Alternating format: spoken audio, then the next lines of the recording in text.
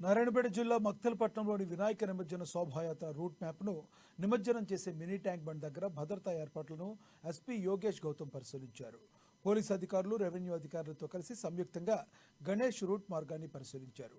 మక్తల్పట్నంలోని నిమజ్జనం చేసి mini tank బండ్ను పరిశీలించి వినాయక నిమజ్జన సమయంలో ఎక్కడ అలాంటి అవాంఛనీయ సంఘటనలు జరగకుండా తగిన జాగ్రత్తలు తీసుకోవాలని జిల్లా ఎస్పీ అధికారులకు సూచించారు. అన్ని శాఖలకు సమన్వయం చేసుకుని ఏర్పాట్లు చేస్తున్నట్లు ఎస్పీ వివరించారు.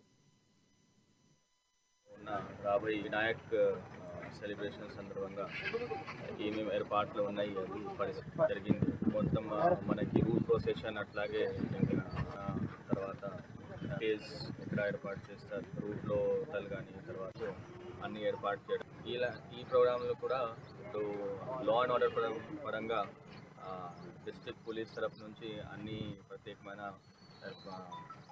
నియమబంధ ఏర్పాట్లు చేయడం జరుగుతున్నది.